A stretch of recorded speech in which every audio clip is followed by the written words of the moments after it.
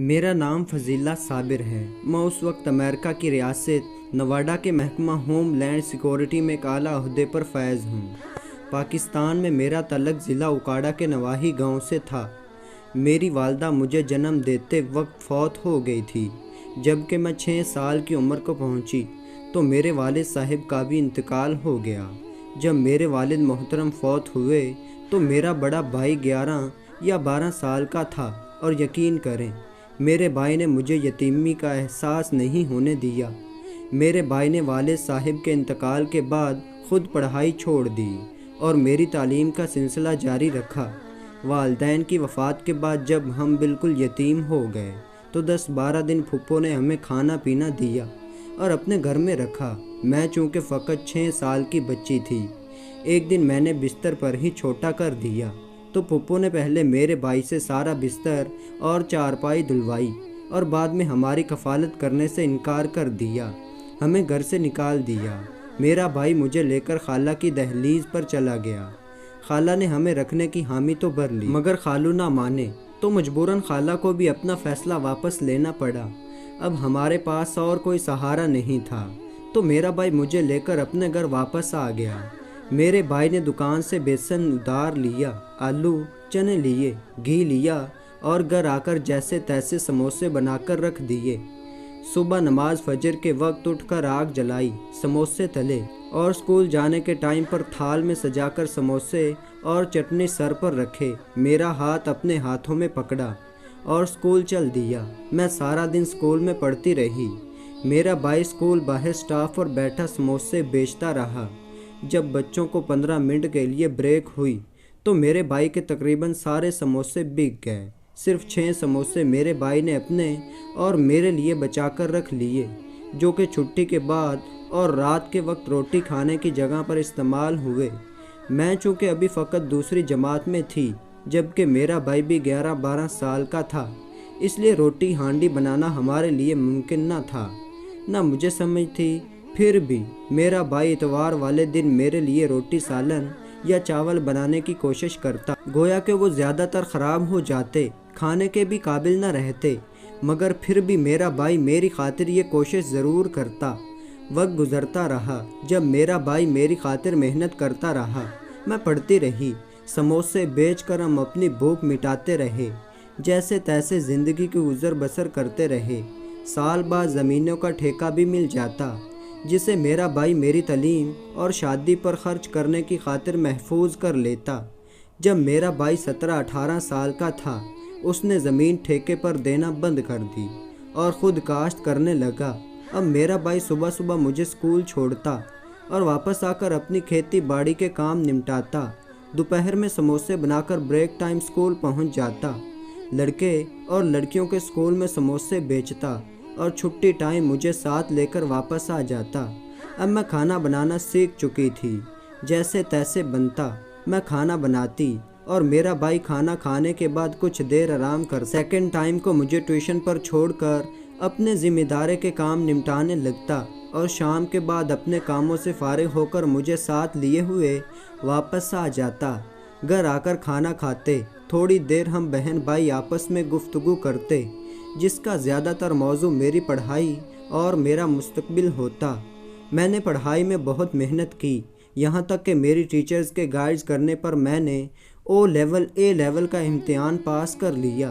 مجھے اسکالرشپ پر امریکہ کی بہترین یونیورسٹی میں داخلہ مل گیا۔ میرے اخراجات پورے کرنے کی خاطر میرے بھائی نے اپنی ساری زمین بیچ دی اور مجھے تعلیم دلوانے کی خاطر اسکالرشپ پر امریکہ بھیج دیا۔ میں نے بزنس ایڈمنسٹریشن اور مینجمنٹ میں ڈگری حاصل کی اور میری محنت و قابلیت کو دیکھتے ہوئے مجھے امریکہ میں ہی ہوم لینڈ سیکورٹی مینجمنٹ میں ملازمت کی آفر دی گئی، جو میں نے بخوشی قبول کر لی۔ البتہ جیسے ہی میں نے ملازمت شروع کی، میرا رابطہ بھائی سے بہت کم ہو گیا، یہاں تک کہ میرے بھائی نے مجھے اپنی شادی کے متعلق بتایا تو بھائی کی شادی پر جانا درکنار، مجھے تو بھائی کی شادی والی تاریخ بھی یاد نہ رہی۔ اس باوجود میرے بھائی نے مجھ سے کوئی شکوہ نہ کیا اور مجھے ترقی کی دعائیں دیتا رہا، یہاں تک کہ میں نے اپنی سوسائٹی میں رہنے والی پاکستانی فیملی کے لڑکے طلال سے شادی کر لی۔ طلال کا تعلق فیصل آباد سے تھا میں نے شادی کے لیے بھائی سے پوچھا تک نہ، بلکہ شادی کے بعد بھی بھائی کو بتانا گوارا نہ کیا۔ شادی کے بعد میں طلال کے ساتھ فیصل آباد اس کے گھر گئی تو اچانک اسے کچھ پیسوں کی ضرورت پڑ گئی۔ میں نے اس کو کہا امریکہ سے منگوا لیتے ہیں، مگر اس نے مجھے میرے بھائی سے گھر میں حصہ لینے کا کہا تو میں طلال کی باتوں میں آ کر بھائی کے گھر پہنچ گئی۔ میں نے دیکھا میرا بھائی سائیکل پر رکھے ٹوکرے میں سموسے سجائے بیچنے جا رہا ہے۔ میرا بھائی تو مجھے نہ پہچان سکا کیونکہ میری کامیابیوں نے مجھے بدل دیا تھا، مگر میں نے بھائی کو پہلی نظر میں ہی پہچان لیا۔ جب میں نے اپنا تعارف دیا تو میرا بھائی مجھے گلے لگا کر سسکنے لگا، مگر پہلی بار مجھے بھائی کو بھائی کہتے ہوئے شرم آنے لگی، کیونکہ میرا تعلق اب ایلیٹ کلاس سے تھا۔ اگر مجھے گھر سے حصہ نہ لینا ہوتا تو شاید میں اپنے سگے بھائی کو بھائی ماننے سے انکار کر دیتی۔ مجھے میرے بھائی کے جسم سے پسینے کی بدبو آنے لگی، یہاں تک کہ میں نے سانس روک کر بھائی کو دھکا دیتے ہوئے خود سے الگ کیا، اور پھر جب اپنے شوہر کا تعارف دیا تو میرے بھائی کی آنکھوں میں بھی حیرت اتر آئی۔ وہ پتھرائی ہوئی آنکھوں سے مجھے دیکھنے لگا۔ جب بھائی کے حواس بحال ہوئے تو مجھے اور میرے شوہر کو گھر لے گیا، مجھے اپنی بیوی اور بیٹے سے ملوا۔ جب میرا بھتیجا اپنے معصوم ہاتھوں سے میرے لیے اسٹیل کے گلاس میں کولڈ ڈرنک لے کر آیا تو میرا دل اسٹیل کے گلاس کو دیکھ کر اتنا خراب ہوا کہ مجھے الٹی آ گئی۔ بعد میں مجھے پتہ چلا کہ میرے بھائی کے گھر میں سب سے قیمتی برتن وہ اسٹیل کا گلاس تھا، ورنہ میری بھابھی خود مٹی کے برتن بنا کر گھر میں استعمال کرتی تھی۔ گزرتے ہوئے کل تک اسی گھر کے در و دیوار سے مجھے محبت تھی۔ میرے بھائی نے مجھے شہزادیوں کی طرح اسی گھر میں رکھا تھا۔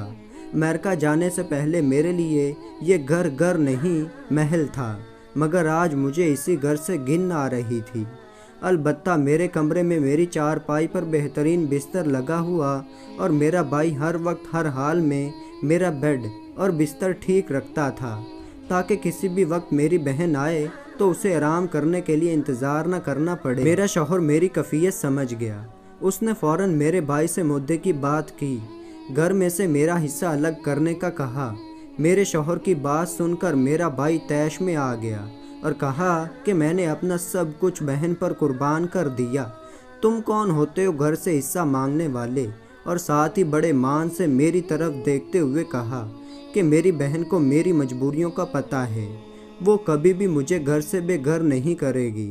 میرے بھائی کی آنکھوں میں میرے لیے مان تھا، جو میں نے یہ کہتے ہوئے توڑ دیا کہ میں اپنے شوہر کے ساتھ ہوں اور اپنا حق لینے آئی ہوں۔ میرے بھائی نے مجھے صاف صاف کہا کہ میں نے ساری زمین بیچ کر تمہاری پڑھائی پر لگا دی، اب گھر میں تمہارا کوئی حق نہیں۔ تو میں واپس آ گئی اور اپنے شوہر کے کہنے پر بھائی پر بٹوارے کا کیس کر دیا۔ مل ملاپ کر ہم نے جلد فیصلہ کروا لیا، کیونکہ پاکستانی قانون میں امریکہ نژاد کے سامنے پاکستانی لوگوں کی اوقات آوارہ کتوں سے بھی کم تھی۔ پولیس کی مدد سے گھر خالی کروا کر بیچ دیا، اپنا حصہ وصول کیا، باقی پیسے بھائی کو دیے اور امریکہ واپس آ گئے۔ امریکہ آ کر میں اپنے روز مرہ کے کاموں میں مصروف ہو گئی۔ اسی دوران اللہ تعالیٰ نے مجھے ایک بیٹی سے نوازا، جبکہ دوسری طرف میرا بھائی جسے میں نے گھر سے بے گھر کر دیا تھا، وہ کرائے کے گھر میں رہائش پذیر تھا۔ اس کے بیٹے کو کینسر ہو گیا۔ بھائی کے پاس تو 2 وقت کھانے کے پیسے مشکل سے بنتے تھے، مشکل سے کرایہ دے پاتا اور بچے کا علاج کروا پاتا۔ میرے بھتیجے کی تکلیف بڑھ گئی اور علاج کے لیے پیسے بھی نہ رہے۔ دوسری طرف سے 3 ماہ سے گھر کا کرایہ ادا نہ کر سکنے کی وجہ سے میرے بھائی کو مالک مکان نے مکان سے باہر نکال دیا۔ میرا بھائی باقی سب کچھ برداشت کر گیا، مگر اپنے بیٹے کی تکلیف برداشت نہ کر سکا۔ میرے بھائی نے اپنی بیوی کو اس کی رضامندی سے طلاق دے دی۔ میرے بھتیجے کا کینسر پھٹ گیا، بلکہ زخم بیرونی جلد پر بن گیا اور اس میں کیڑے پڑ گئے۔ میرے بھائی کے پاس علاج کے لیے پیسے بالکل نہ تھے، بقول لوگوں کے۔ میرا بھتیجا جب کیڑوں کے کاٹنے کی تکلیف برداشت نہ کر سکتا اور روتا تو میرا بھائی میرے بھتیجے کے زخم میں پٹرول ڈال دیتا، جس طرح کتے کے زخموں میں ڈالا جاتا ہے۔